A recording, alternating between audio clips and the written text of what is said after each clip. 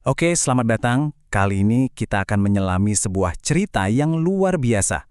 Cerita tentang gimana sih komoditas kecil dari kepulauan tropis ini ternyata bisa memicu perebutan kekuasaan global, melahirkan kolonialisme, dan tanpa disangka-sangka menumbuhkan benih sebuah bangsa yang merdeka.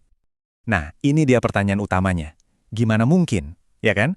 Sesuatu yang sekecil biji pala bisa sampai menggambar ulang peta dunia? Kedengarannya mustahil, tapi ini adalah kisah nyata. Kisah tentang bagaimana aroma dan rasa dari sebuah biji kecil memicu penjelajahan, perang, dan pada akhirnya mengubah takdir jutaan manusia. Oke, mari kita mulai perjalanannya. Jauh sebelum ada nama Indonesia, kepulauan ini adalah jantungnya komoditas paling berharga di planet ini. Dan percayalah, ini bukan sekedar soal dagang, ini soal kekuasaan. Yuk, kita mundur dulu ke awal-awalnya. Jauh sebelum bangsa Eropa tiba, Nusantara ini udah jadi pemain kunci di panggung dunia. Kenapa? Ya karena ini rempah-rempah. Biar kebayang kenapa rempah-rempah ini harganya selangit, coba deh bayangin hidup tanpa kulkas. Daging jadi gampang busuk kan? Nah, rempah seperti cengkeh dan pala itu ibaratnya teknologi pengawet paling canggih zaman itu. Terus, bagi orang Eropa yang makanannya cenderung hambar, rempah ini tuh seperti ledakan rasa. Kelangkaan inilah yang bikin harganya bisa setara bahkan lebih mahal dari emas. Jadi, penting banget nih buat dicatat. Nusantara itu bukan daerah terpencil yang tiba-tiba ditemukan. Enggak, ini tuh pusat peradaban yang super sibuk. Selama berabad-abad, pedagang dari Cina, India, dan Arab udah bolak-balik ke sini mengubah pelabuhan seperti Ternate jadi pusat kosmopolitan global. Terus, apa yang berubah? Kenapa tiba-tiba Eropa nekat banget mempertaruhkan segalanya buat berlayar ke ujung dunia? Nah, jawabannya ada di satu peristiwa besar yang menutup jalan lama mereka. Coba lihat deh seberapa cepat semua ini kejadian. Pemicunya, jatuhnya Konstantinopel di tahun 1453. Tiba-tiba, klik, jalur darat ke timur putus. Eropa langsung panik. Mereka butuh jalur laut dan harus cepat.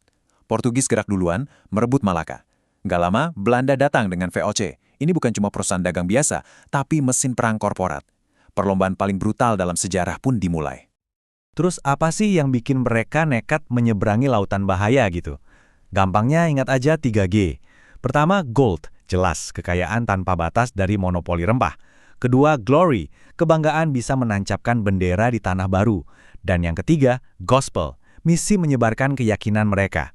3 kekuatan inilah yang jadi bahan bakar untuk mengubah peta dunia selamanya. Awalnya, kedatangan bangsa Eropa mungkin kelihatannya cuma peluang dagang baru. Tapi ya, nggak butuh waktu lama sampai niat asli mereka kelihatan. Ini bukan lagi soal jadi mitra dagang, tapi soal dominasi. Lihat deh bedanya, kontras banget kan? Di satu sisi, sebelum Eropa datang, pasarnya terbuka. Semua orang dari berbagai bangsa bisa dagang barang berdasarkan kesepakatan. Begitu mereka tiba, boom, sistemnya langsung digembok. Mereka datang bukan untuk berdagang, tapi untuk menguasai. Mereka mau jadi satu-satunya pembeli dan penjual, mendikte harga, dan menyedot semua kekayaan untuk diri mereka sendiri. Terus, gimana caranya mereka bisa menaklukkan begitu banyak kerajaan? Pakai satu strategi yang jenius tapi licik.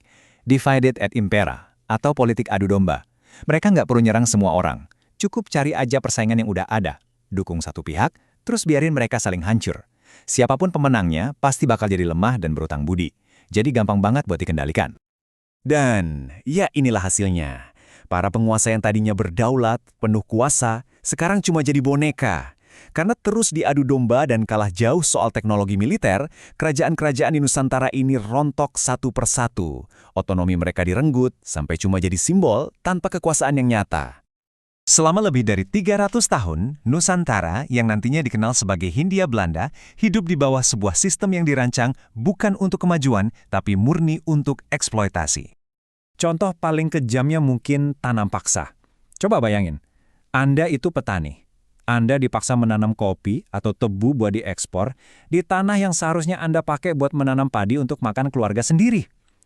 Hasilnya, keuntungan melimpah ruah buat Belanda dan kelaparan massal buat rakyat Indonesia. Logika kolonialisme itu kelihatan jelas banget di sini. Mereka memang bangun jalan dan rel kereta api, tapi bukan buat rakyat. Tujuannya, biar hasil bumi bisa diangkut lebih cepat ke pelabuhan. Mereka bikin birokrasi modern bukan untuk melayani, tapi untuk kontrol yang lebih ketat. Setiap kemajuan yang mereka buat dirancang cuma untuk satu tujuan, memaksimalkan keuntungan bagi penjajah.